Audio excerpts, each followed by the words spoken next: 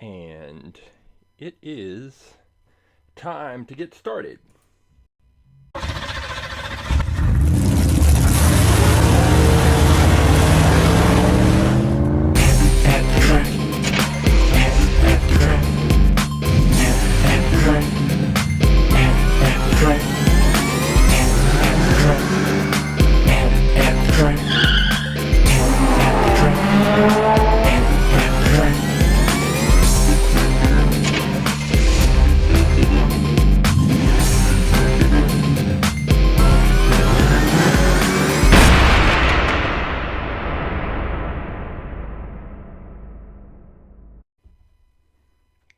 Hey, welcome to At The Track Live. My name is Coach James. I am the creator and the lead instructor for All About Aerodynamics. What is All About Aerodynamics? Glad you asked, even if you didn't ask. All About Aerodynamics is a science program where I use Hot Wheels cars to teach kindergarten through 6th grade students about a range of science and physics-related topics, including aerodynamics, drag, lift, potential energy, kinetic energy, elastic energy, force, downforce, just a whole range of topics, including Isaac Newton and his 3 laws of motion. Can't forget Isaac Newton. And after we have learned all the science, after we've conducted experiments to drive home those concepts, then and only then do I bring in about 400 different Hot Wheels cars, and each student gets the opportunity to select a car they think would be fastest in a series of races based on everything they've learned in the class to that point. After they've selected their cars, they've examined their cars, they've taken pictures of their cars, they have weighed their cars, they have tested the speed of their cars. Then it is time to hit the track, and we have a 1/64th scale quarter-mile drag strip, and we race the cars, have a tournament, and the students observe how their cars performed. Did their cars perform up to or below their expectations? And if they had the opportunity, would they select that car again or make a different choice based on what they observed? So at the end of the day, we've learned science, we've had fun with Hot Wheels, and what could be better? If you would like more information about the science program, all about aerodynamics, all you have to do is go to our website, aaerodynamics.com, or you can check out our Instagram account, also AA Aerodynamics, and you can contact me if you have questions. You can find links to answer any questions about the program and find out how to bring All About Aerodynamics to your school or your organization or your special event. But this is not All About Aerodynamics. This is All About Aerodynamics presents At The Track Live. So what is At The Track Live? Before I can bring all of the cars into the classroom for the students to use, I have to make sure that I know which cars I am bringing in and which cars I am taking back and preparing for the next group of students to use. And the only way that I can do that is I have a spreadsheet, I have a database that has every single car cataloged and listed. But putting that list together was a boring task. Basically, I have a storage bin full of Hot Wheels cars. I have to crack those open, set them up, take a picture, take a video, enter the information into the spreadsheet, and then after all of that, I can put the cars into the groups to take to schools for the students to use. It was boring. How could I make it a little bit more exciting, a little bit more interesting for me? Came up with the idea for At The Track Live. So every week, I go to the storage bins, pull out about 6 different Hot Wheels cars, 6 new ones, crack those open, we take a look at those, do a little review, I get my picture, I get the video, I enter the information into the spreadsheet, and then since we have the cars waiting and open, the package is open, and the track is already set up, then we have a little mini tournament and race those cars and see which car is going to be our champion for the day. And we are going to do that today. But then the car that wins that tournament and becomes the champion for the day has the opportunity to take on our fastest in fleet car. Now, what is the fastest in fleet car? Our fastest in fleet car is the car that has beaten the champion from the weekly tournament. So today we're going to race 6 cars. there's going to be a winner. That winner will take on our fastest in fleet car, which is, and has been, this one. It is the BlitzSpeeder. It is the fastest Hot Wheels car on the planet. It has been our champion for about 17 weeks, and it has faced very little tough competition, very few close races with the BlitzSpeeder. The BlitzSpeeder has been extremely dominant, and we are going to find out today if any of the cars that I'm going to introduce are going to be fast enough, good enough to, I'm not even going to say beat the BlitzSpeeder, to just be competitive with the BlitzSpeeder. And if they are, then if there's a car that can beat the BlitzSpeeder, it will become our fastest in fleet champion, and the BlitzSpeeder will be retired back to the fleet. But until that happens, the BlitzSpeeder is the champ. And so all of the cars that we introduce, all of the cars that are shown, are just trying to beat the BlitzSpeeder. That really is that's the goal for all of these cars, is can they beat the BlitzSpeeder? But it's not just that. It's not just the cars that I select that are going to have the opportunity to take on the BlitzSpeeder. You have the opportunity to participate as well. All you have to do is go to AtTheTrack.live, and you'll have three options. One option will be the YouTube stream link. The other option will be the Twitch stream link, which you don't need because you're already here. But the third link is the most important link. That is the link that says choose a car. If you select that link, you will be taken to this page, and on this page, all of the cars that are currently in the All About Aerodynamics at the Track Live fleet are listed and numbered and cataloged. The reason why the numbering is important is because if you're looking through this page and you find a car that you think would be faster than one of the cars that I introduced, all you have to do is click on that car. Maybe you think it's this 64 Chevelle SS. And you click on it, you take a look at it, and you decide, yeah, I think that's the car that I want. Then all you have to do is take the number of that car, in this case 283, you drop that into the chat, and then I will pull that car, we'll take a look at it, and we will enter it into the tournament. We'll take it to the track, and we will see if the car that you've picked has what it takes to win the day's tournament and possibly take on the BlitzSpeeder for fastest in fleet supremacy. And I see Roughshod. Hey, how you doing? I see Roughshod's got his pick in, so let's see. Roughshod's going 310, the Hypertruck. So we're already in the high twos. Let's scroll down a little bit. 310. Okay. Okay, let's take a look at this. So 310, we've got this Hypertruck, a fantasy car, truck, hybrid kind of thing. A little reminiscent of the Draftnator that was our champion for quite a while before the BlitzSpeeder came along. And we've already noted that the fantasy cars have been dominant in the last several months.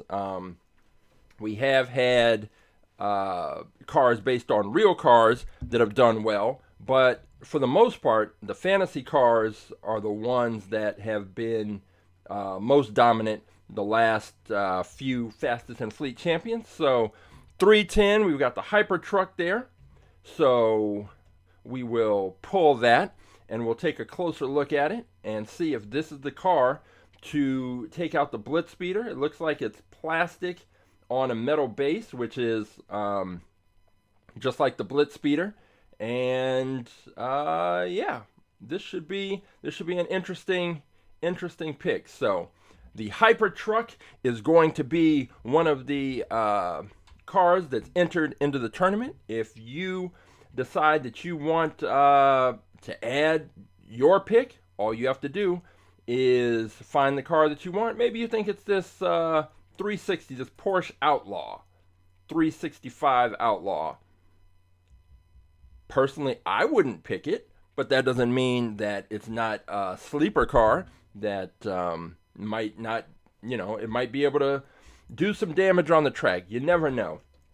And that is actually the fun of racing these cars, is that there are so many combinations and potential matchups that you really just never know how a car is going to perform, because while the students have picked a lot of these cars, either I don't remember how the cars performed, or there's just certain cars that don't get picked.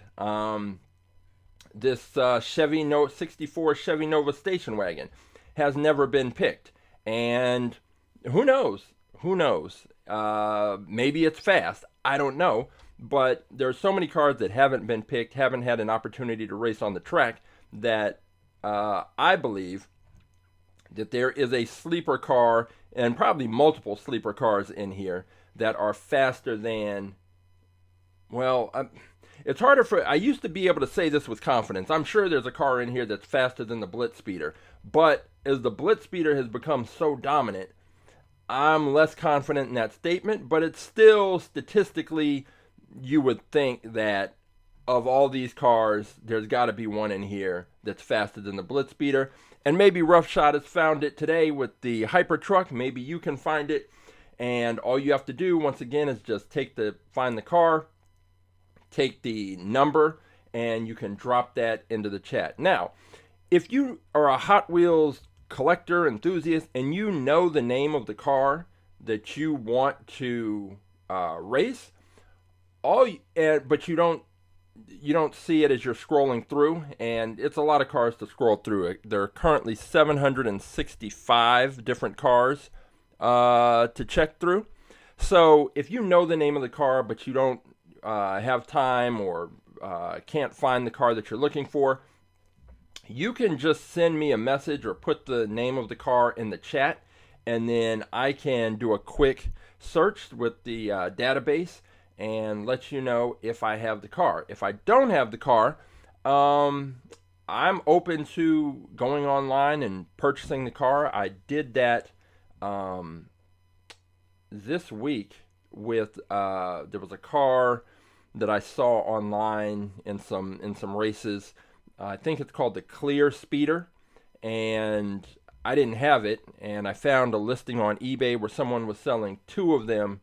They were used, so I'm going to have to check the condition of that. Hopefully the axles aren't bent, but those will be coming in. So I think what I'm going to have to do is, since there's going to be two of them, we'll race both of those, and then whichever one turns out to be fastest of those two will be the one that gets entered into the fleet and has the opportunity to take on our existing champion. Let's see. Still trying to get these. Got these lights. More of these work lights, and I get the flash. I'm getting flashing patterns. There we go. Now it's staying on. Well, it was staying on, and now it's gone into this mode. Because when I take the pictures of the cars, I want the light to be clear. All right, there we go. All right, got it.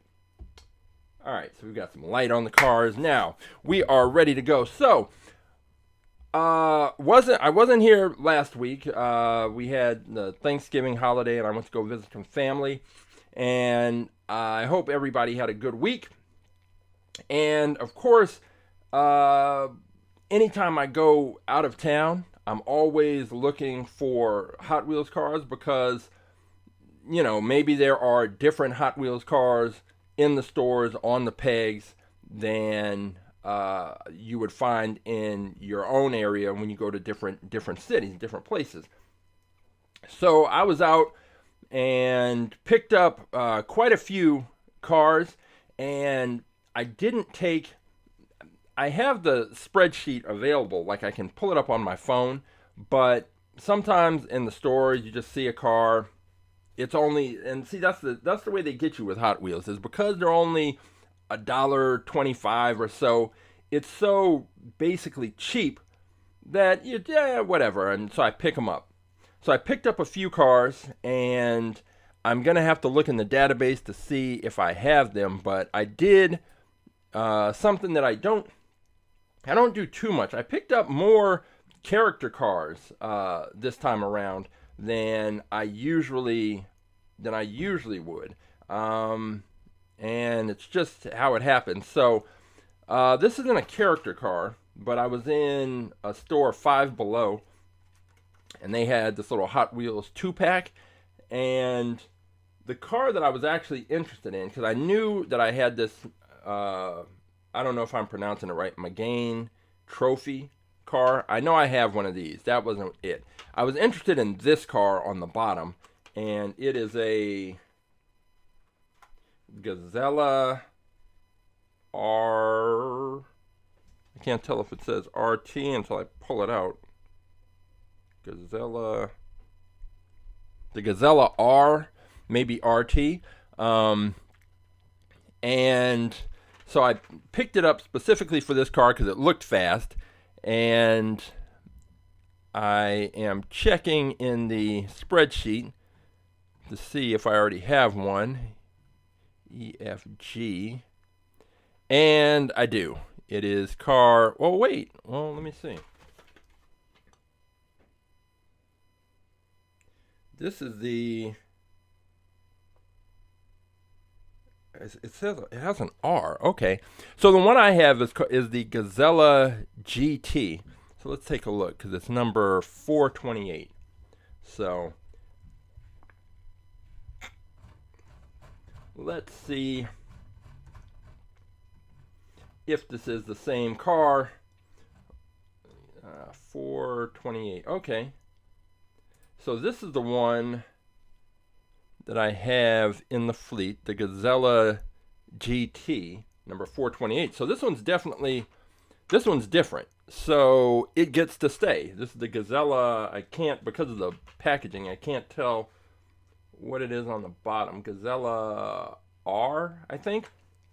Either way, now I know that I didn't make a duplicate pick, so I'm going to crack this open. The top car, the Megane Trophy, that is going into the prize bin, which is cars that I have duplicates of that I just set aside in a prize bin for students to get when they win a game or for good citizenship or participating in some way. So that's where this one's going. The one on the bottom is going into the fleet. So let me crack this open and we can take a look at it right here.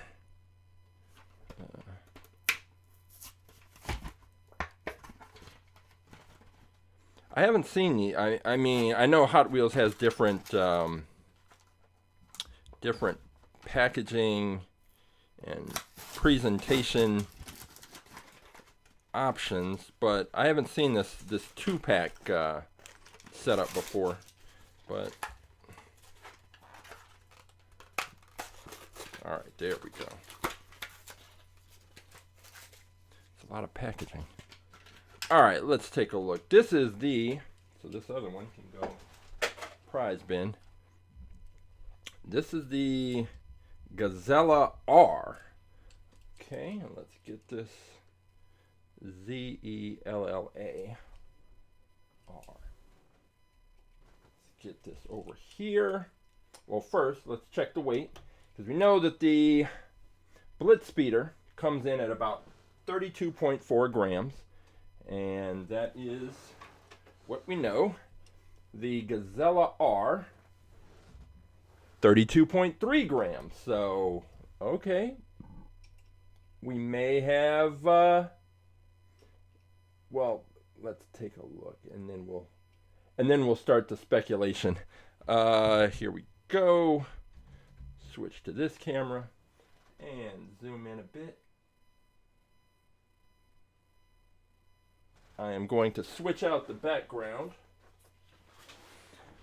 because it is a little difficult to see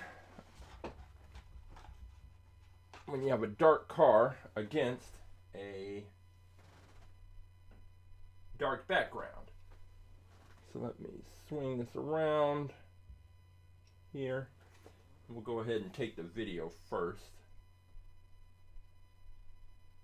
As soon as I switch that up, get to the video. We do not need 4K HD. There we go.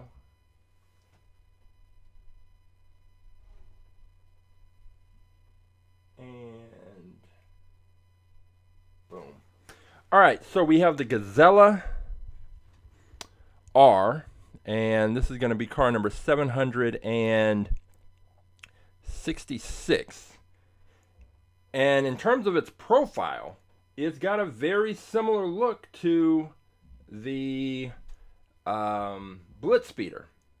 And I think that I may have stumbled across a car that might be not necessarily a sleeper, because I expect this one to be fast, but it might be able to give the BlitzSpeeder a run for its money.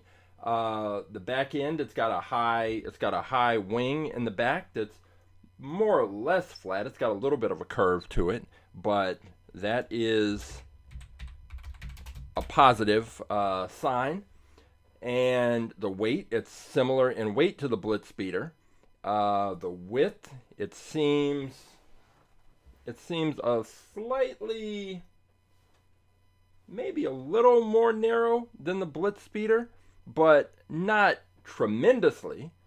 The top is pretty sleek. The windshield goes right up over the roof, which is pretty much flat, which is similar to the BlitzSpeeder.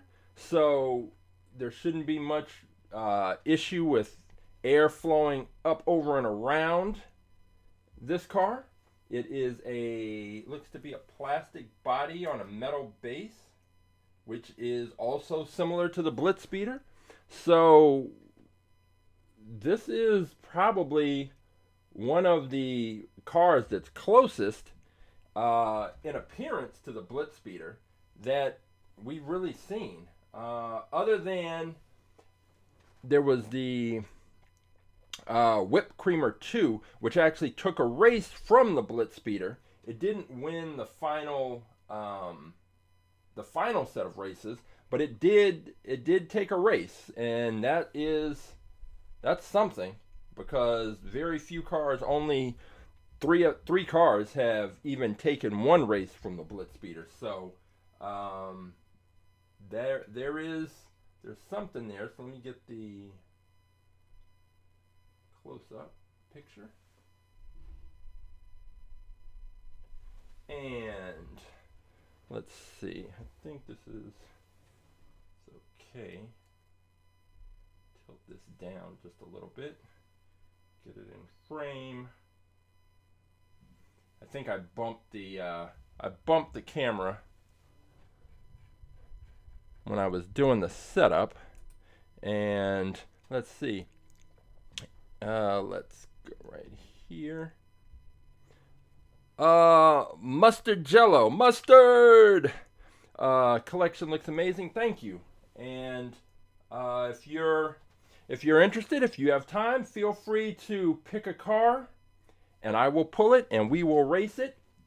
And it will have a chance to go up against Roughshod's Hypertruck and against the Gazella R, which is, again, I think, I'll put the BlitzSpeeder up here and turn this on.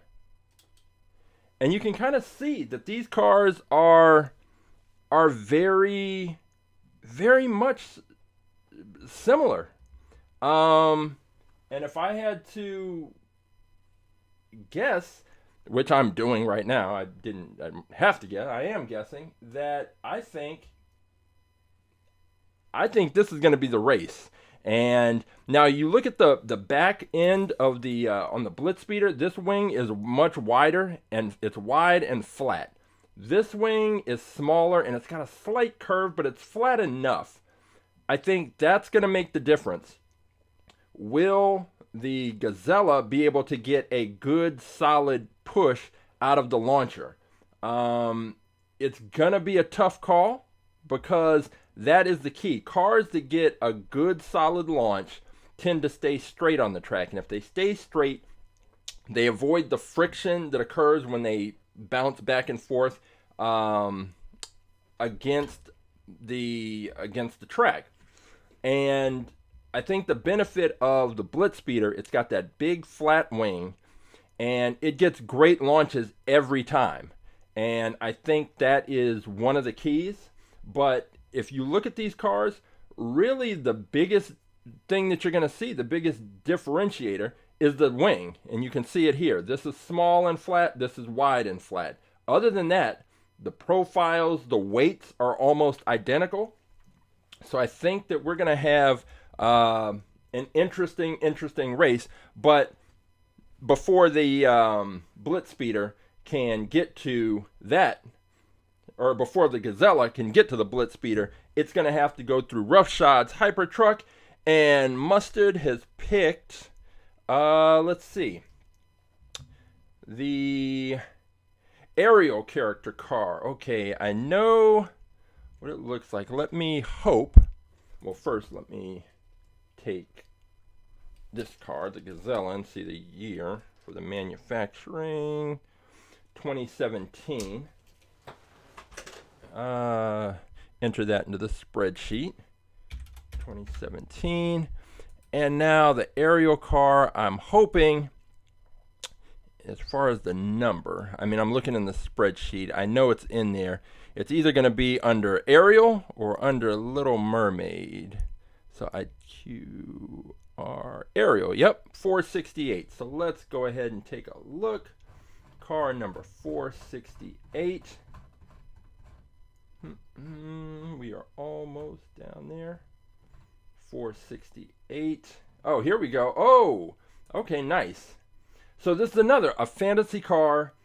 And I think the fantasy cars, as I mentioned before, because they're so unique with the shapes and the curves and the lines, it's hard to know exactly, like they have these interesting aerodynamic profiles. So you never really know how, again, the air is going to flow over, under, and around these cars until you actually get them on the track. So this is one that I think there's another Little Mermaid themed car in the group, but this one, I'm trying to think if this one has been picked yet. Maybe not. So this might be the first opportunity. So I am going to, let me write these numbers down, because in a minute I'm going to go and pull them. So Roughshod's Hypertruck is 310. This one is 468. And we are off to a great start. We've got Roughshod's Hypertruck, which definitely is in the mold of the Draftnator, a car that was very successful. We've got this car, which looks, I'm very interested to see how this does on the track. I need to see the back end to get a better idea of what kind of launch I think it's going to get. And then we have the Gazella R, which is the car that I'm leaning towards right now. But that's just 3, and we have 3 more to go before we begin our races. So let me get in. So I mention this all the time. Anytime I fly out of LAX and I am going through Terminal 5, they have the FAO Schwartz store there in the airport. And because most of the people coming through catching their planes are apparently not Hot Wheels enthusiasts, they have a wall of Hot Wheels cars that really, it's always completely full, always fully stocked, and now they've added a bin, just a round bin with cars in there. And so I always try to stop by anytime I'm flying out. The downside, as I mentioned, is that they charge $4.99 per car, which is outrageous, but it's airport prices. So what are you going to do? So I try to look in there and find cars that I haven't seen other places, because most of there's certain cars, and you know this if you collect Hot Wheels, that you'll see out, or you'll see online that the cars are out. But by the time you go to the store, if you're not one of those people who gets there early, cracks open the cases before they're even the cars even put up on the shelf, then there's certain cars that you'll probably never see unless you just get lucky in some way. So that's why I like this store, because I get to see cars that I sometimes never see in like my Target or my Walmart or my grocery store. And so I'm more willing to pay the higher price, taking the risk that the car that I've picked up is a car that I probably won't see in the grocery store, in Target anytime soon. So all that is to say, the car that I picked up for the ridiculous $4.99 price is this one. It is the Gordon Murray Automotive T.50. This is there's an S after the 50. Gordon Murray Automotive T.50s. T.50s? Okay, but there's just one car, so why is there an S? I don't know. Maybe it's the T50S. That's what we'll call it, the T50S. So the Gordon Murray Automotive T50S. It has a very much McLaren kind of look to it, but just because of the profile of the car and because I hadn't seen it before, I decided to pick it up, and it is now going to be part of the fleet. I've never heard of the Gordon Murray Automotive Group, but I'm going to presume that's a real company that makes supercars. So let's crack this open and take a look.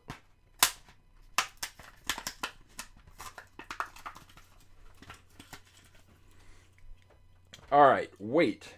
This car is metal on plastic, which probably means it's going to weigh a little more.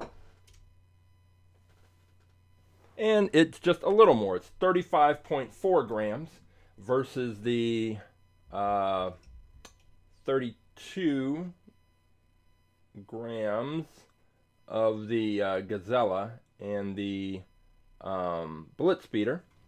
So let's switch over here. Take a look at this one. And go ahead and I will get this video.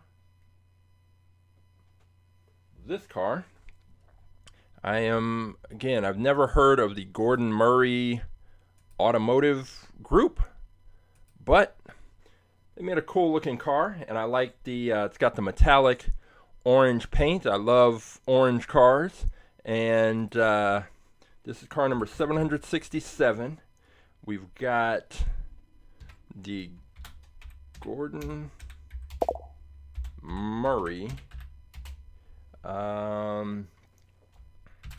Automotive T, then there's a period, 50S. So that's what we'll call it, the Gordon Murray Automotive T50. You would think if you made a car, if you went through all the expense of creating a car, and I'm just presuming this is a real car, somebody can tell me, but if you go through all the expense, all the engineering, all the mechanical design, everything that goes into designing and creating a unique high performance hypercar, you would think you might be able to come up with a name that is a little better than Gordon Murray Automotive T50S. I don't know. That's just me. But maybe there's a story behind it and a reason, and I'll have to look that up afterwards. But the name, I don't know. The name's not really moving me, but that's not the point. The point is, if we look at the car again, it's got the good aerodynamic profile, much like most hypercars, but I'm looking at the back, and it's got this flat back end, which is good because we have this launching block that pushes the cars out, and that launching block is just a square, and it's flat on one side, or it's flat on all sides, but on the side that touches the car, you want as much surface area touching the launching block as possible, because it gives the car a more consistent push, and that is really what we're looking for. And you know, it's got all the design. It's got the big splitter in the front and the front vents, and it's got all the things that you would look for. So this is going to be an interesting car. This is the Gordon Murray Automotive T.50s. Let me just get the still picture.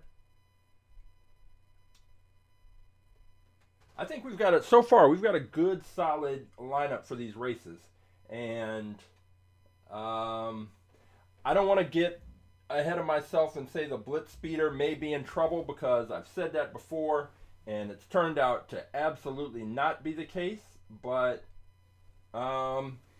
it's exciting. This is the exciting part, is that you see these cars, you've raced cars, and you're not sure how they're going to perform, and you can guess. And this is what I teach the students as part of the scientific method. You can have your idea about how a car will perform based on not just guessing, but based on everything you've observed, all the races, and why. And then they just give me a reason why they think the car that they picked is going to be faster than some of the others.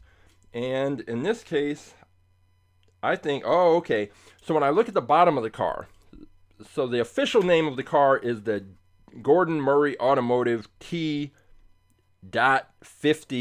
and the S is small. See, so it's, I mean, maybe I'm not pronouncing it correctly or something, but it's the Gordon Murray Automotive T, then there's a dot, then there's 50, and then the S is small. So I don't know if it's the 50S or the 50s, whatever, but on the bottom of the car, it is called the GMA T50S.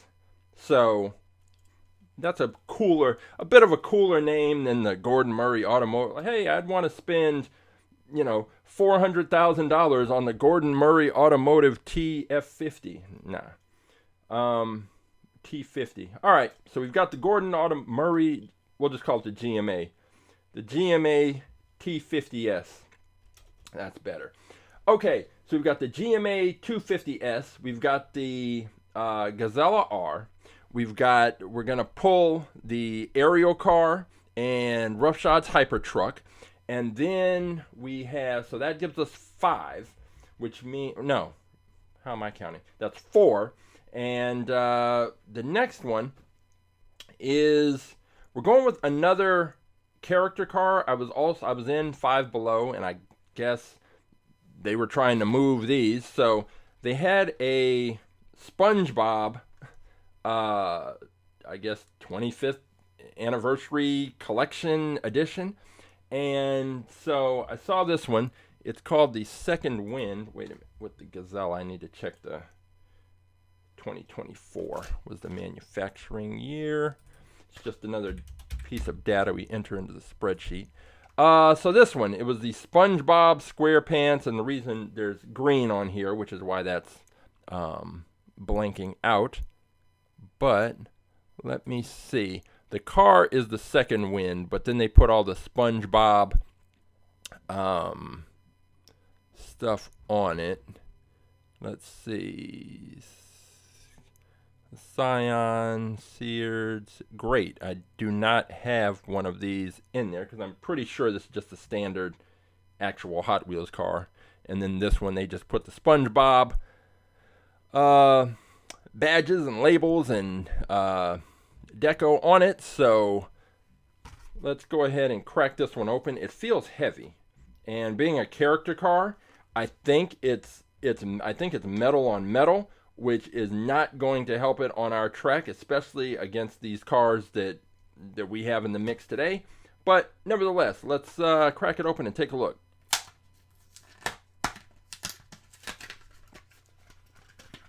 The Second Wind.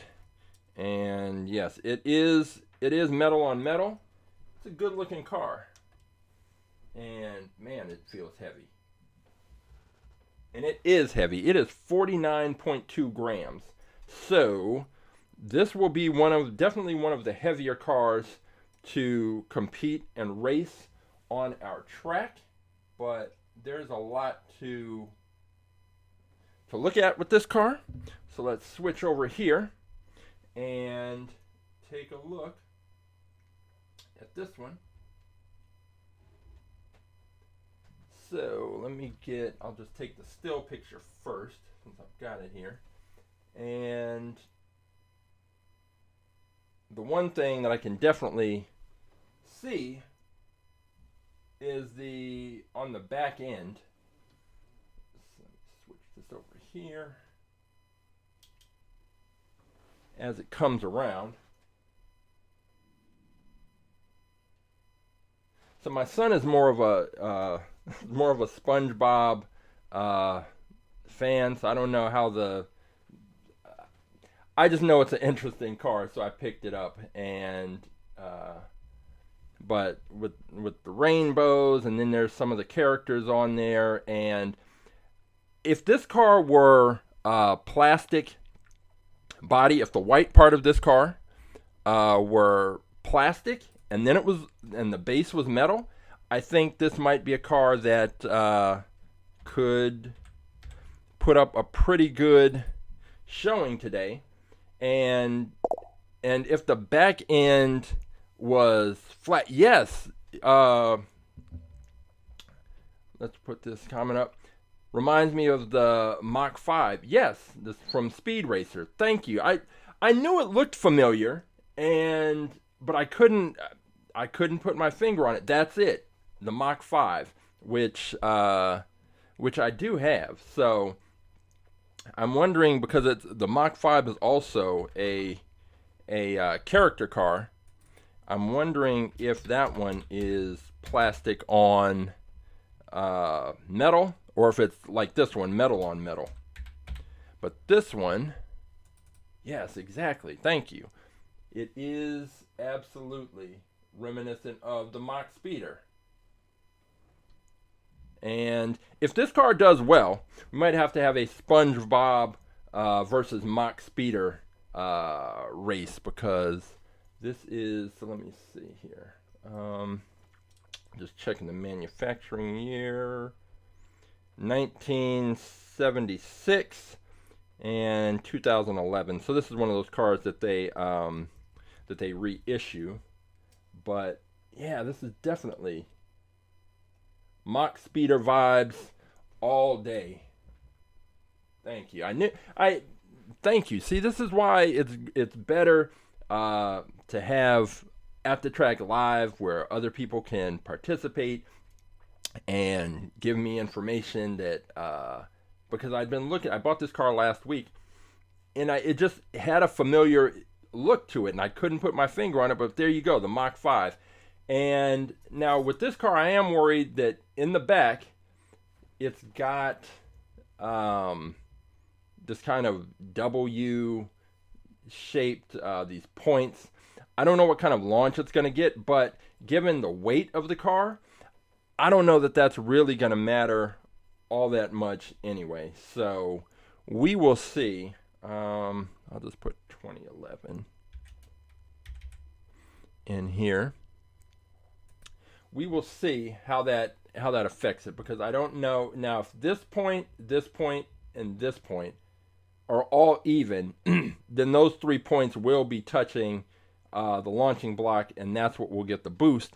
But I just think the weight of this car compared to the other cars that we're going to be racing, it's gonna be what brings this car down. So we have the SpongeBob Second Wind, and that is car number 768.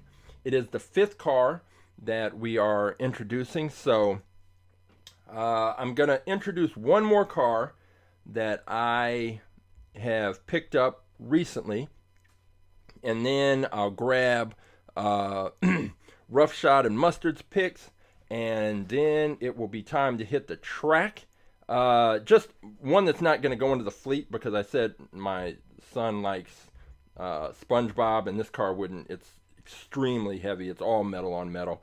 Is this SpongeBob, this Krusty Krab delivery truck, the quick delivery, and it's metal on metal, and the pack, like, it's heavy, and so there's no point. I'll just give it to him. Like, hey, you like, if I find cars, character cars or whatever, one of his uncles is into restoring older BMWs, and so I was in a store and saw that I saw one. It was some special edition, but it was an old school BMW. I got it for him, and just, people like that, especially if they're car people. Anyway, this one's going to him. It's not going in the fleet, and it's too heavy to really do anything anyway, so that's just one that's going to be set aside. But what is going into the fleet is this one. Presuming I don't have it, and I don't think I do, because it's got a new for 2024 label, the Track Dwagon. And I guess dragon, but then it's a wagon, so whatever. Dwagon. And yeah, I like, there's a few types of cars that I like. So first of all, if it's an orange car, it's already going to catch my eye. I like those little mini van truck kind of things, like I guess it was in the other, oh no, here it is. Like this one that we had. Like, I don't expect them. Now, this one was interesting because it had all of these openings in the back. But there's some of these I don't expect to be fast. I've just always kind of liked the little minivan, Volkswagen bus type cars. And this one, I also like hatchbacks and wagons. Now, if you remember, was it last week or 2 weeks ago? And I brought out the Buick Roadmaster wagon, which is basically a Chevy Caprice that they turned into a wagon, but then it had the fake wood paneling on the side, so I picked it up. Wasn't fast, didn't think it would be fast, but sometimes you just collect Hot Wheels and pick them up based on what catches your eye and what you're interested in. I like hatchbacks and wagons.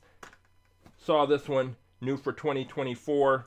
It's got some cool colors and graphics. We'll see if it's fast on the track. Also, it's got all the cars have a little gimmick here. So this one is the Hot Wheels Track Champs. I don't know what that means. It's just like track stars and things like that. I don't know if it has anything to do with how this car actually performs on the track, but we'll find out. On the back it says, skip the carpool lane and head straight for the track in this rally-inspired race wagon. It features innovative air brake flaps that enhance aerodynamics for an effective air brake system during high-speed maneuvers. Well, we don't want it to brake. We want it to speed down the track. So let's crack it open, take a look. Track Dwagon.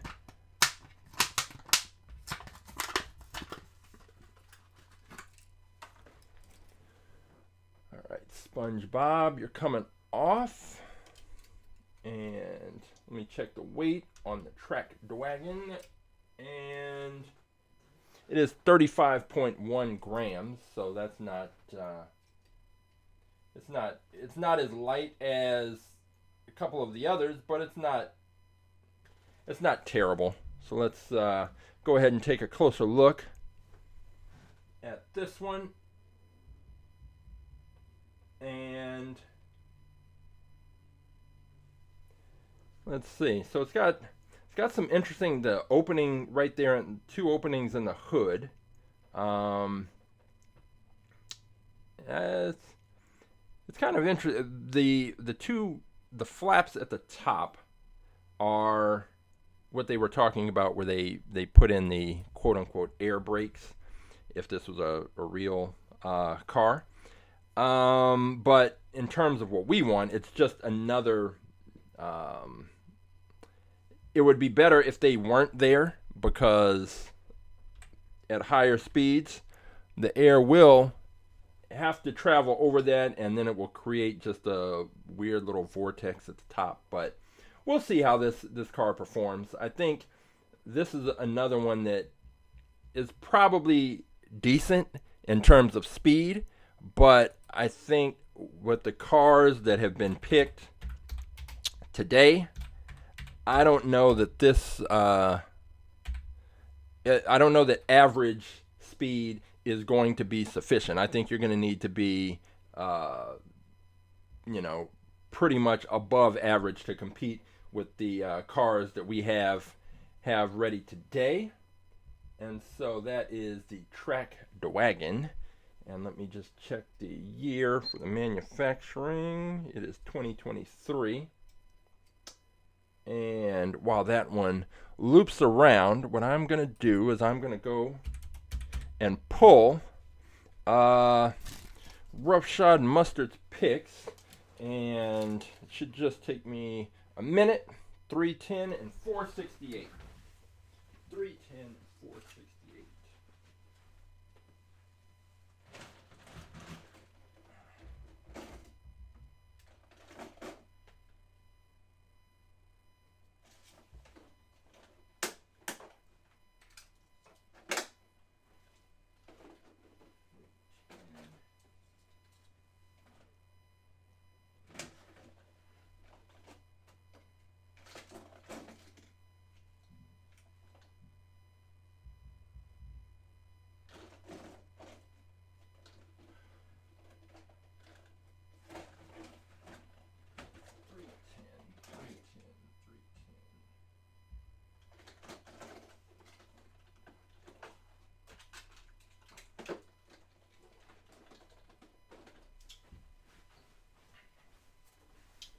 Okay, so I've got the cars here, and let's go ahead and take a look.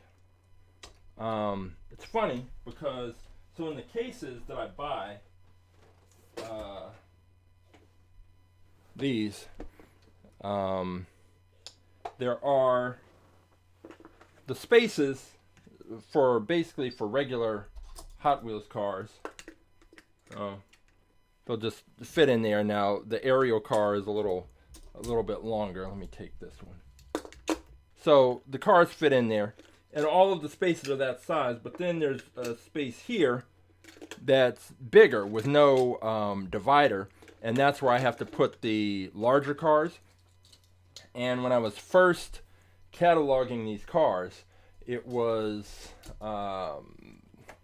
I had a weird system for how I would put the larger cars in there, so it took me a little while to find, to get that all straightened out. But anyway, it took me a minute to find Roughshod's car because his truck was not in the regular slot. I had to go and find it. It was in one of the larger slots, and as you can see, as you will see, this is a pretty big car that he has picked. It's a truck thing. So let's go ahead and take a closer look at Roughshod's pick, which is the Hypertruck. And first, let's see what the weight is on this thing. The weight is only 32 grams. So this is interesting. It is by far the biggest car that is going to be racing today. But it is, I believe, the lightest car. It is plastic on metal. And let's go ahead and take a look at this thing right now. All right, so flat back end, that's the first thing I look at. And it's so long. And this is a big car, but all of that you see, all of this silver part, all of this white part's all plastic. So it's very, very light. The base is metal. It's got larger wheels in the back. sort of standard wheels in the front, and it's sleek.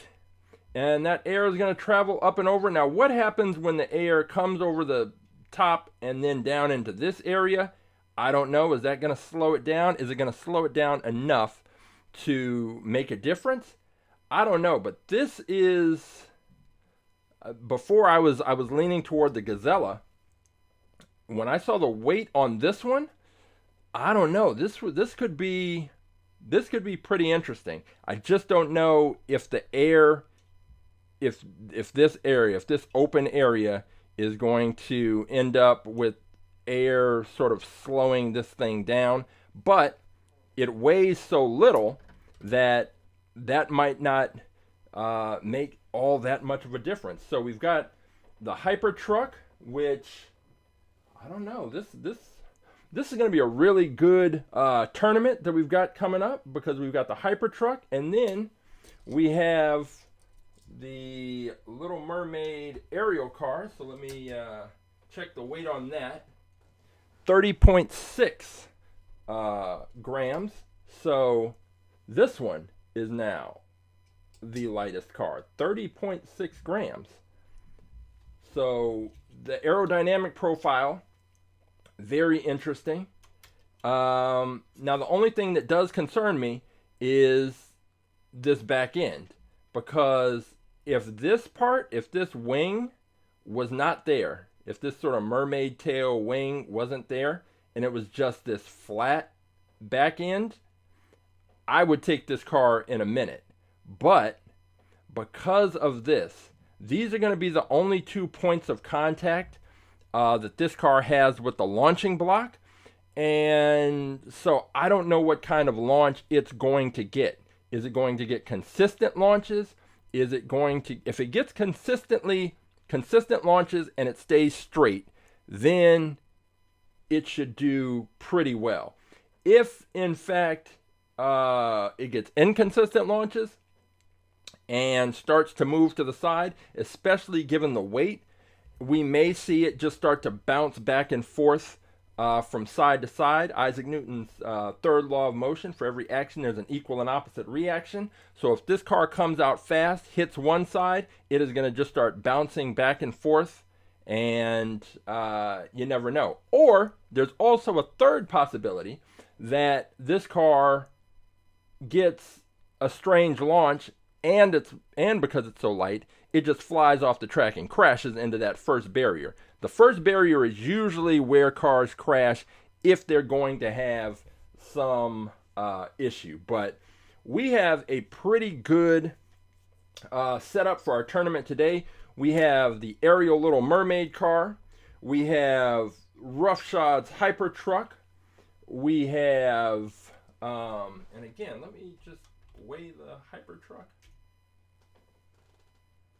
32.1 grams. The Ariel car is 30.5 grams. So we've got the Ariel car. We've got the Hypertruck. We've got the Track Dwagon, which I don't expect much from it. I think it'll have a standard kind of normal performance. We've got the SpongeBob, this metal on metal second wind Mach 5 imitation car.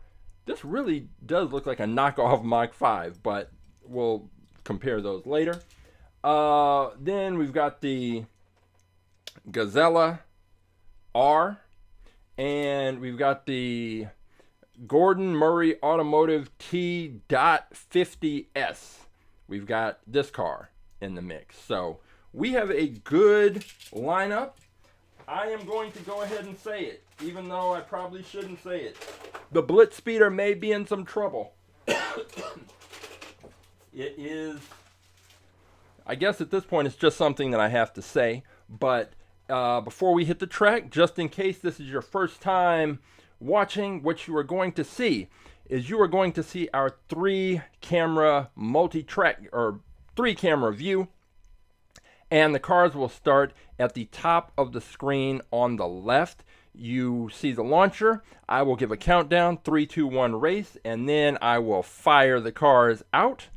And the cars will come flying out of the launcher. They will come from the top to the bottom of the screen. They will pass out of the bottom of the screen on the left, and you can pick them up at the top of the screen in the middle, the center section of our track. The cars will come from top to bottom. They will pass out of the bottom of the center section, and you can pick them up on the far right, our finish line camera. The cars will come from top to bottom. They will cross the finish line, and the winning car will be indicated with a solid red light. The losing car will be indicated with a flashing red light. So winning car will have a solid red light, losing car a flashing red light. And this is what we are going to be looking at as we try to find out whether or not any of these cars can take out the BlitzSpeeder. Our races are best 2 out of 3. If a car crashes, then we just restart that race and move on.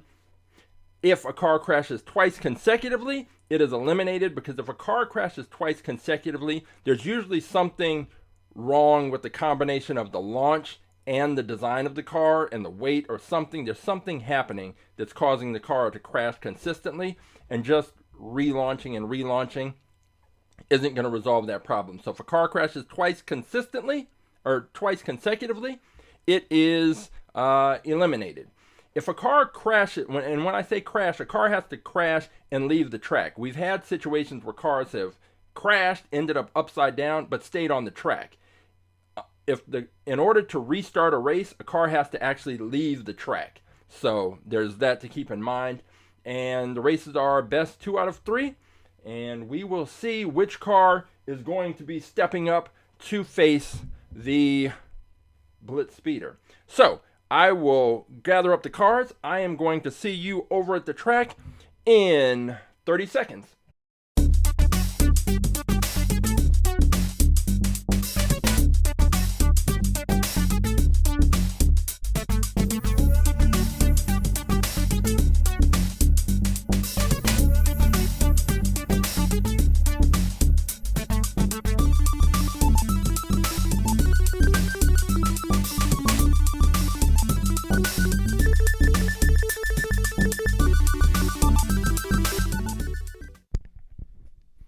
Okay, and I just need to double check the audio and make sure we're good there. 1, 2. Yep. Audio's good. Track is set up. We have cars. It is time to race. So let's see what we're going to do here. Let's get these cars out and up. We are going to go right from the beginning. We're going to go with the SpongeBob versus the Track Dwagon and see if the heavy SpongeBob car is going to be competitive. I don't know. Heavy cars tend not to do as well on the track. They tend to slow down towards the end of the track. And that is just how it is. On gravity tracks, heavier cars, or sometimes it's better to have a heavier car. But on this track, heavier cars tend to slow down toward the end. The SpongeBob car has those three, it has 3 points in the back. All 3 points are touching the launching block, so that's good. The Track Dwagon has a flat back end, and that's pushed up right against the launching block. So we are ready. Our first matchup of the day, it is the Track Dwagon in lane 1. We've got the SpongeBob car in lane 2. Race 1, here we go.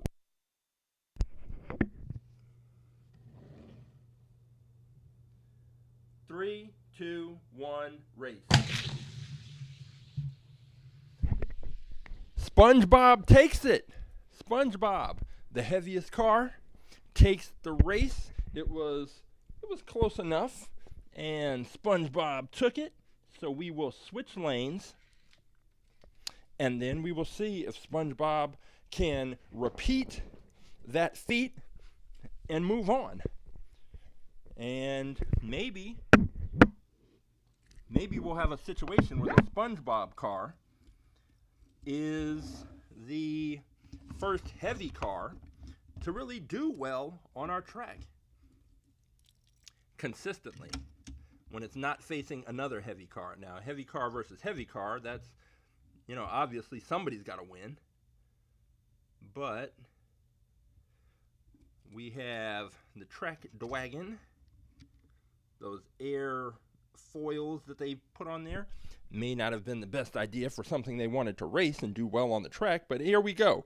Race number 2, we've got the SpongeBob car in lane 1. We've got the Track Dwagon in lane 2. Race 2, here we go.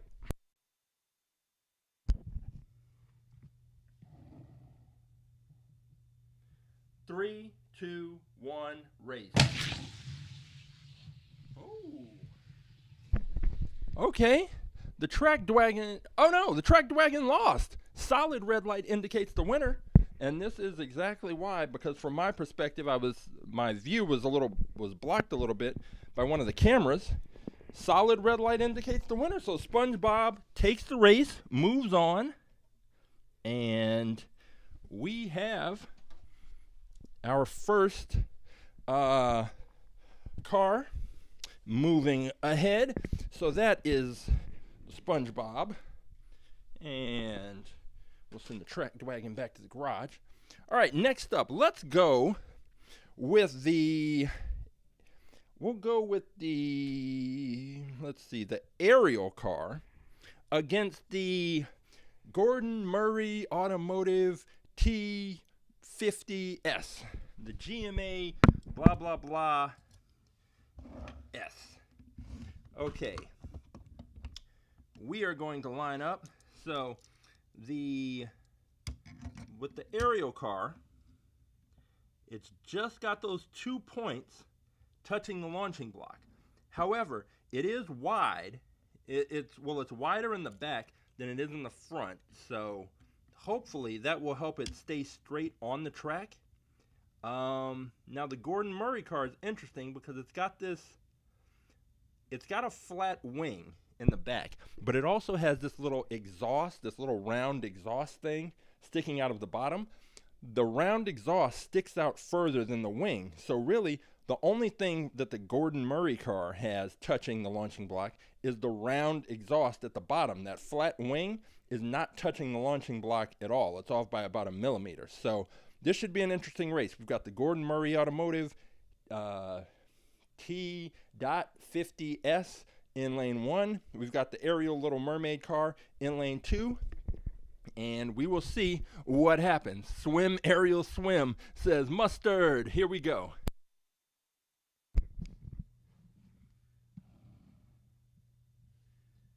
Three, 2, 1, race. Whew. That was close. Gordon Murray took it, but not by much.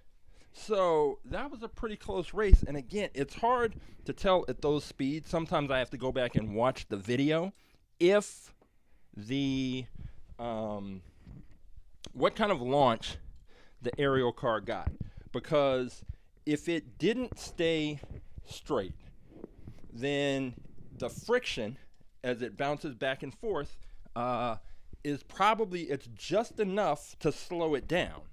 And sometimes that is the difference between a win and a loss, and you saw how close that race was. So we're going to switch lanes here.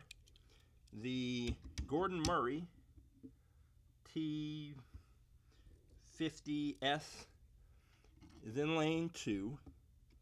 The Ariel car is lined up in lane 1.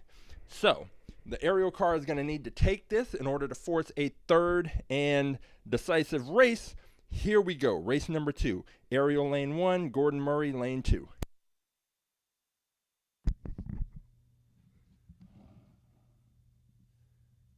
Three, 2, 1, race.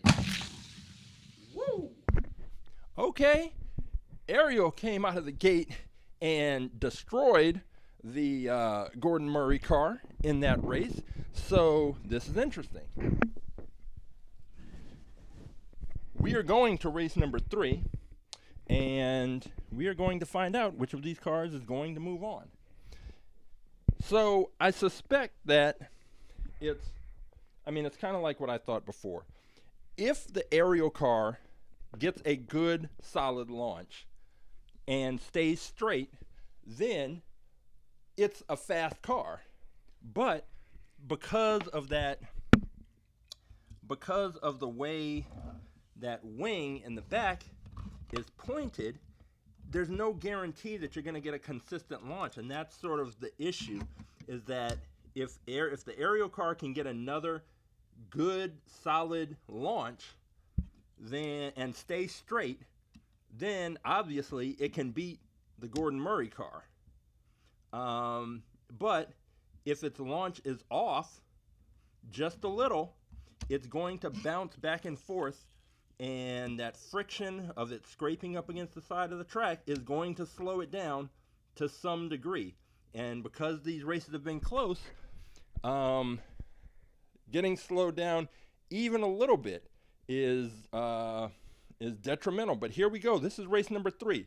This is where we will decide who moves on. The Ariel car is back in lane number 2. Gordon Murray's in lane 1. Race 3, here we go.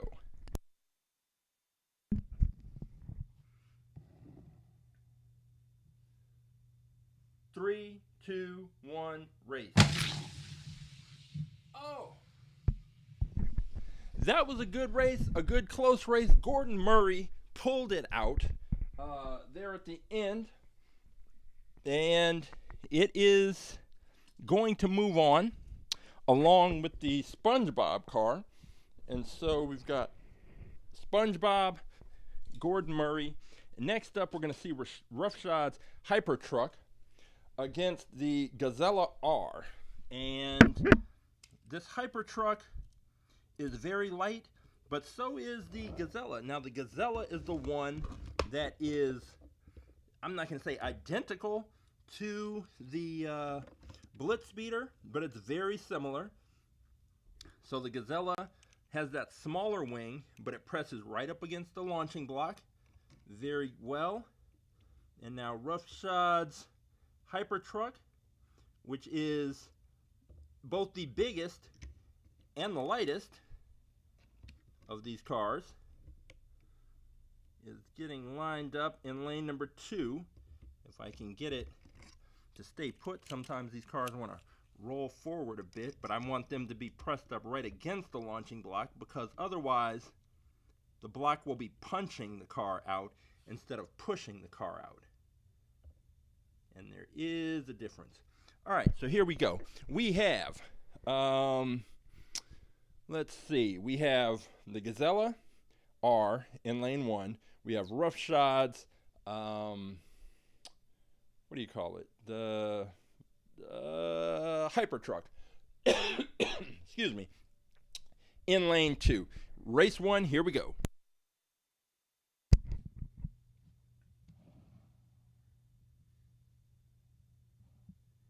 Three, 2, 1, race.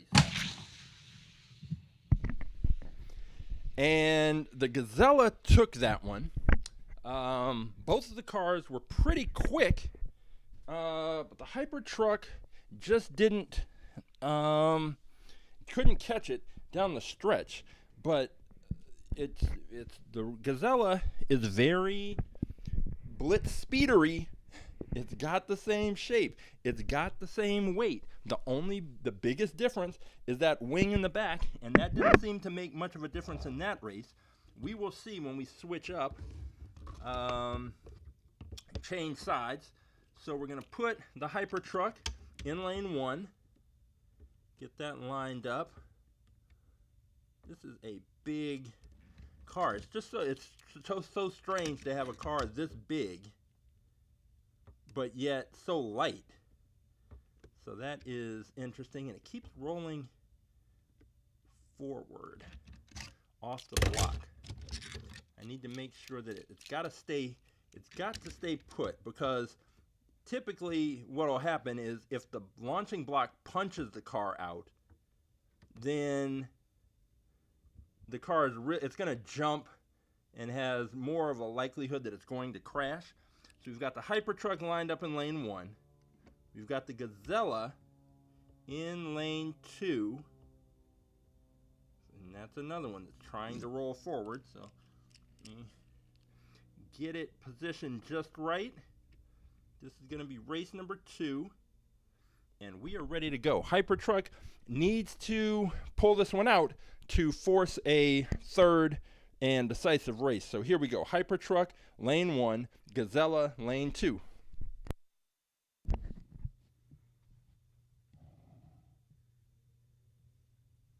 Three, two, one, race. Okay, the Gazella won that one by a lot in much of a, I guess I could say, a BlitzSpeeder type fashion. So we are going to find out if the BlitzSpeeder may have something to worry about. Just because the Hypertruck, that was a quick pass that it had, but this Gazella was something else. So, all right, we're going to keep the Gazella. We'll keep the Gazella on the track. And we're going to go Gazella versus SpongeBob. So, let's get these cars lined up and see if the Gazella is ready to take on the heaviest car we have today, which is the SpongeBob car. And we'll see if the SpongeBob car can represent for the heavy cars, for the metal-on-metal cars, which don't get a lot of love on the track because they're just too slow in the final stretches. But we'll see. We'll see if gravity doesn't take control of this race at the end, maybe the SpongeBob car has a chance. So we've got SpongeBob lane 2. We've got the Gazella lane 1.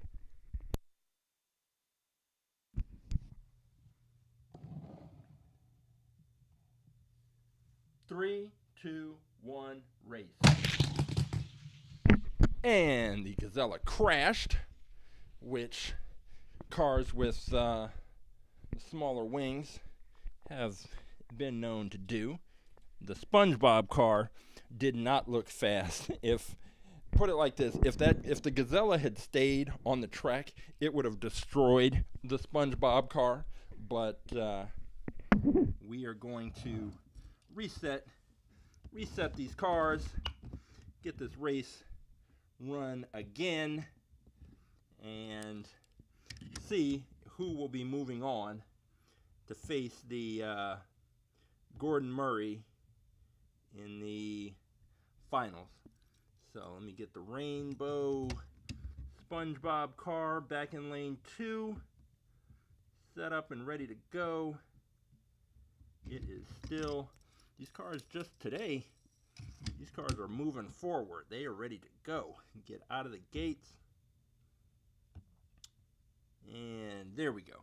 All right, here we go. Restarting race 1, Gazella, lane 1, SpongeBob, lane 2. Here we go.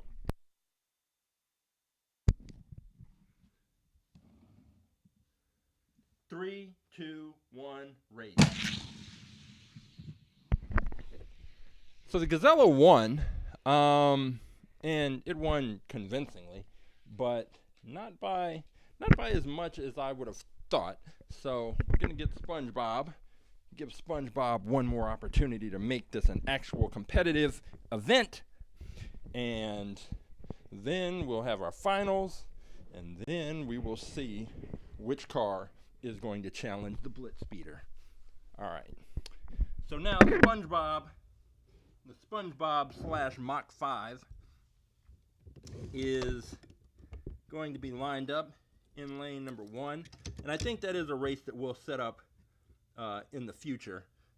The Mach 5 versus this SpongeBob, I'm going to say knockoff. Here we go. SpongeBob's in lane 1. The Gazella R is in lane 2. And we are going to see if SpongeBob can force a third race. Here we go.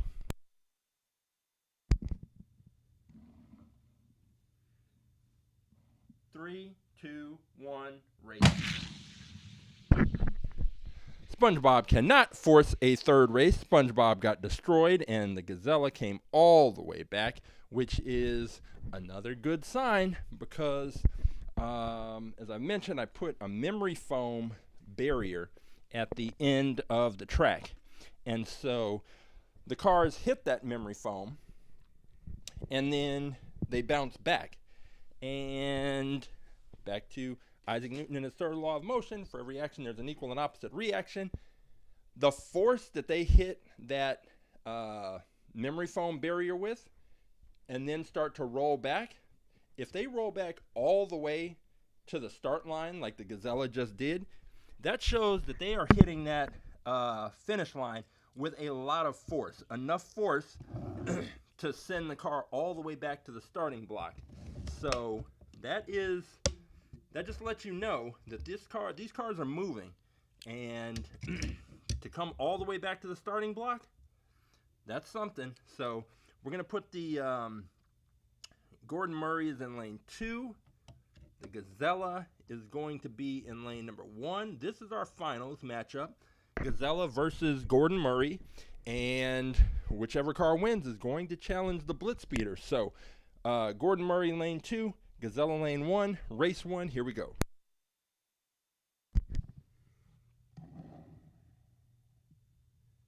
Three, two, one, race. Ooh.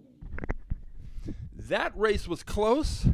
As you can see by the lights, the Gazella pulled it out, and the Gazella is one race away from taking on the BlitzSpeeder, which, if you remember at the beginning of the day, I said I'm thinking that's going to be the matchup.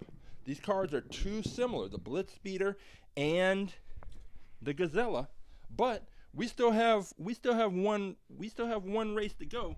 But roughshod, you're right, the Gazella might be the one. It may be the one. All right, so we're lining these back up again. We are going to put Gordon Murray in lane number 1, and we are going to put the Gazella in lane 2. So Gazella lane 2, Gordon Murray lane 1. Gordon Murray's got to win this one. Otherwise, it is going to be Gazella versus BlitzSpeeder. Here we go.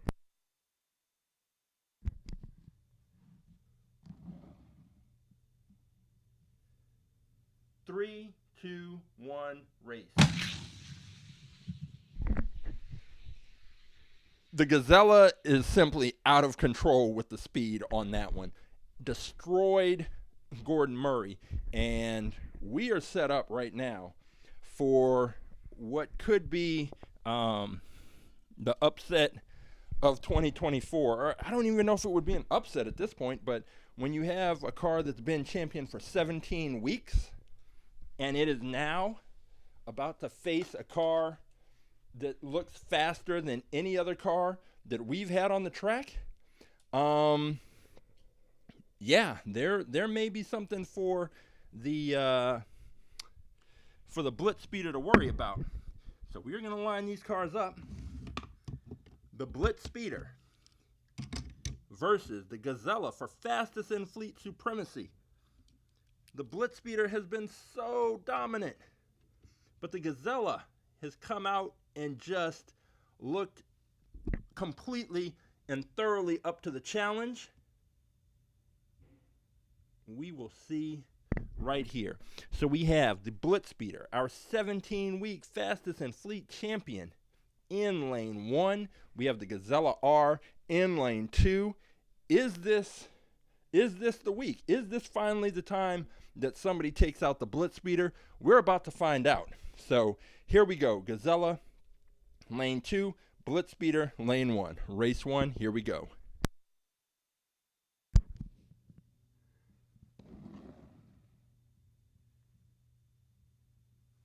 Three, two, one, race. Ooh, the Gazella took it. The Gazella now is one race away from beating out the BlitzSpeeder. The Gazella is now in special company because the Gazella has done something that only 3 other cars have done. which is take a race from the BlitzSpeeder. And that is very interesting. And we are going to find out. We are going to find out right now if we've got a brand new fastest in fleet champion. These cars weighed almost identical amounts. They are shaped very similarly. The makeup is very similar. We've got plastic on metal. And we are going to find out if the Gazella, you're right, Rough Shot, we're going to find out if the Gazella can sweep the BlitzSpeeder, which would be just something unthinkable. So here we go. Race number 2. BlitzSpeeder is in lane 2. The Gazella is in lane 1. Race number 2. Here we go.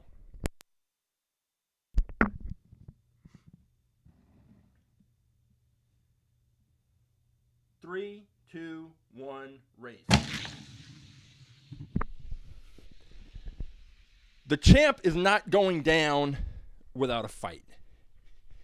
And the Gazella was beaten, and beaten thoroughly and soundly in that race, which means we're going to a third and final race for fastest in fleet supremacy.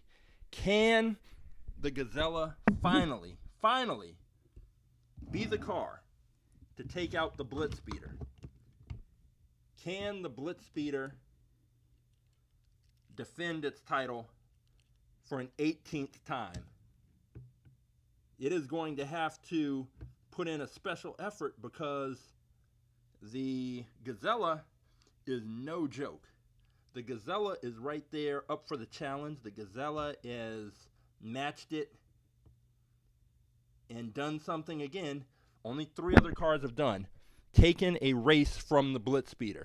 But the BlitzSpeeder, the Gazella is going to need to take one more race to take this title and knock off the BlitzSpeeder after 17 weeks on top. So here we go. This is race number 3. This is going to decide our fastest in fleet champion. BlitzSpeeder is in lane 1. The Gazella is in lane 2. Race number 3. Here we go.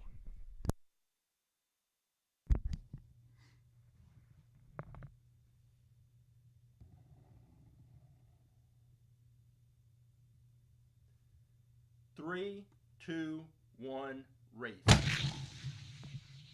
Oh! And new fastest in fleet champion, the Gazella R, defeated the BlitzSpeeder. After 17 weeks on top, we have a brand new fastest in fleet champion. Unbelievable. So let me gather up these cars, head back into the garage, and we're going to take a look at our brand new champion.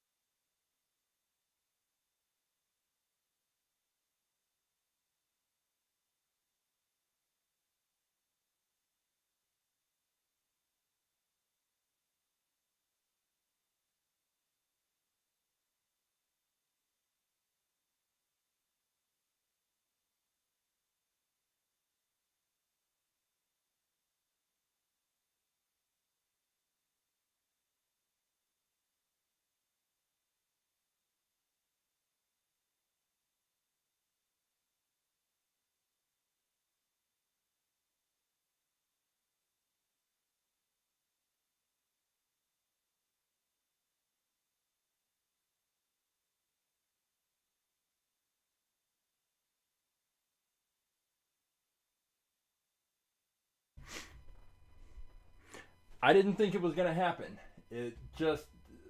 There were so many reasons why I figured, you know what, it's not going to happen.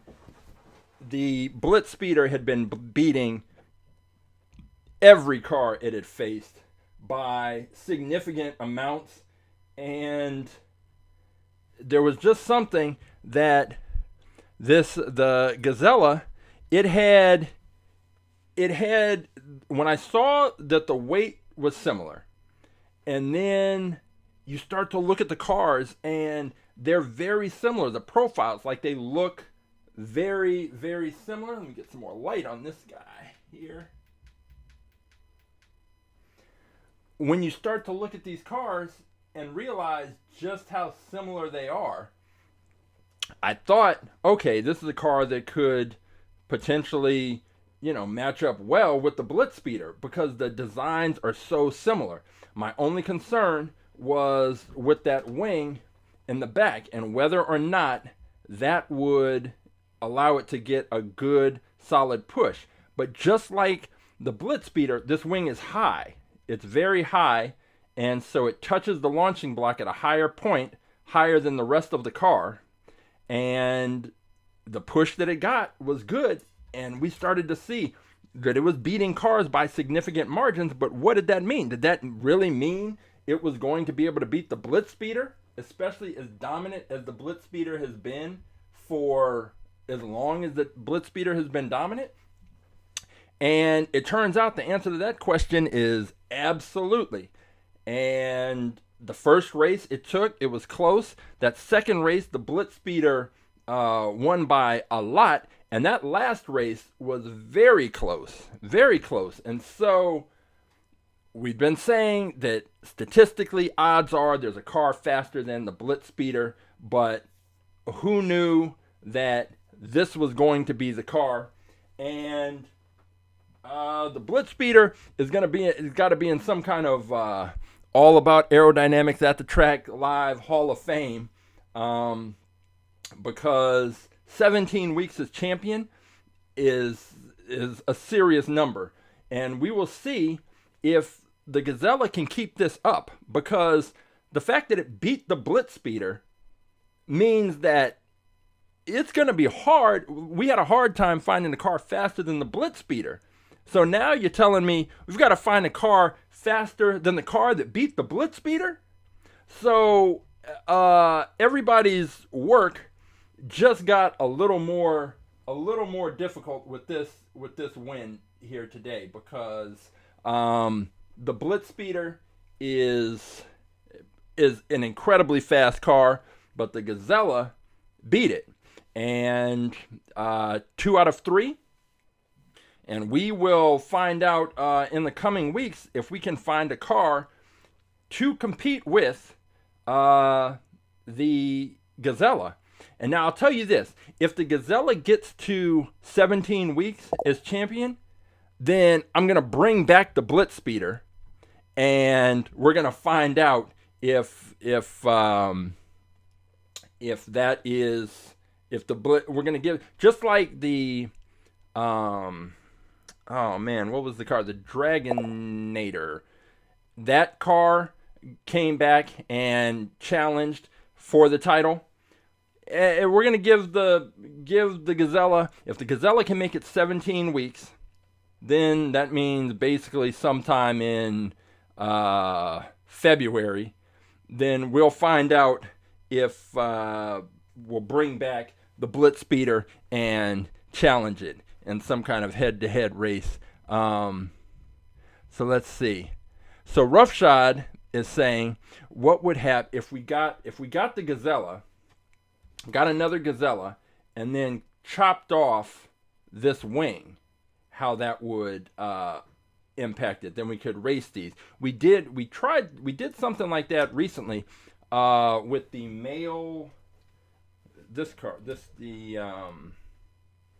With this mail truck, what's it called? The Mailed It with this one, and it had this wheelie bar in the back that stuck out too far and prevented it from getting a good launch. So I got another one, cut this wheelie bar off, and then we had wheelie bar versus no wheelie bar to see which was faster. And it turns out that the one without the wheelie bar was faster, and that was the one that ended up in the fleet. I typically don't modify the cars, but in this case it was just necessary because this was such detriment to the car going down the track. But with the Gazella, this is this is going to be interesting. This is going to be a very interesting next few weeks, because I do have the car that I ordered off eBay, the clear speeders, which have a similar kind of profile, this sort of sleek fantasy car look to them. And I believe, just from looking at the pictures, I think they're plastic on metal. So they may be in the running to take on the Gazella, but that's all in the future. What's the present and what happened right now, what we witnessed today, was a passing of the torch kind of moment of the BlitzSpeeder having its run ended by the Gazella. We have a new fastest in fleet car. That is going to be the car that is going to be here next Saturday to try and defend its title and start down the road of 17 weeks as champion. And I still have a bunch of cars that I have from my trip. Then I have the 2 cars coming in from eBay, and then there are always going to be your picks. So the Gazella is not going to have a smooth. It's not going to have a smooth, easy ride. It is going to. It's going to have to. It's going to face some. It's going to face some challengers, and we're going to see what happens in 17 weeks. You can do it along with the return of the BlitzSpeeder.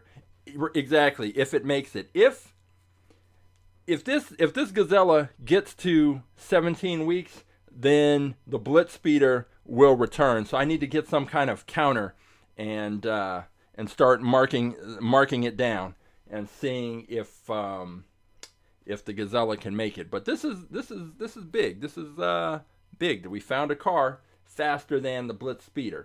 So we've got the Gazella, our new champion. We've got we had some other interesting picks.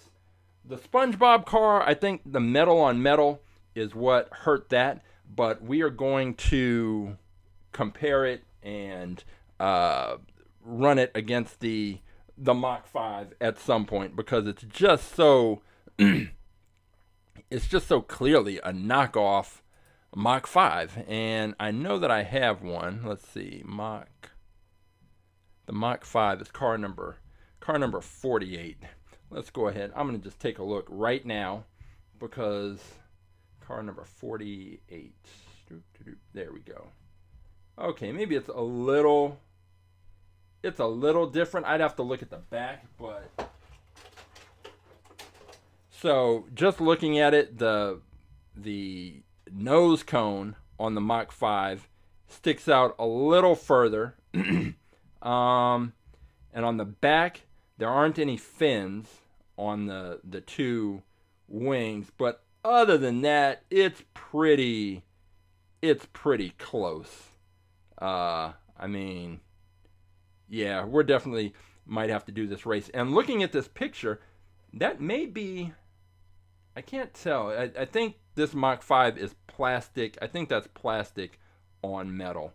But if it's metal on metal, we're definitely doing the race. If it's plastic on metal, then there's not really much point in doing the race, because the plastic on metal is going to be so much lighter that it is going to beat the heavier car down the track. But I think also with the Ariel car, I think what went against that car was the back end.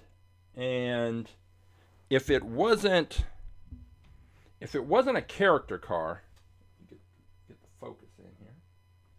If it wasn't a character car that is probably expensive, and now since I've had this one a while, it's probably a lot more expensive. I want to see this car I would cut this off so that it's even, so that this wing is even with the back end, so that you have the top of the wing and the back end all, let me turn this way. So ideally, what I would do, if I can find another of these, I would cut this wing so that it's even with this back end. And then when this car goes into the launching block, you would have this flat back end pressed up against the launching block, and you would have the top of this wing touching the launching block. And that should give it a solid push, because we saw when this car got a good launch and stayed straight, it was fast. But when the times that it lost, I think if I were to go back and look at the footage, it probably got a bit of a sideways push and started scraping up against the sides of the track, and that friction will slow the cars down every single time. So that is something to consider. So I'll have to go and look, but the character cars, trying to buy those on eBay after years later is usually pretty expensive, and I don't know if I'm going to be in that market to spend that money, but I'll let you know if I do. And if you want to keep up on things that are happening with All About Aerodynamics, you can check us out on Instagram, AA Aerodynamics. And if you need more information about our science program, All About Aerodynamics, you can go to the links in the bio, or you can just go to the website, aaerodynamics.com, and find out how to bring our program to your school, or your organization, or your special event. So we have had, it's got to be what it is, a historic day where we've crowned a new champion. And so now we're starting on a whole new At the Track Live era, the Gazella era. And we will find out next week if I can pull some cars out of storage to challenge the Gazella, or if you can pick some that are faster.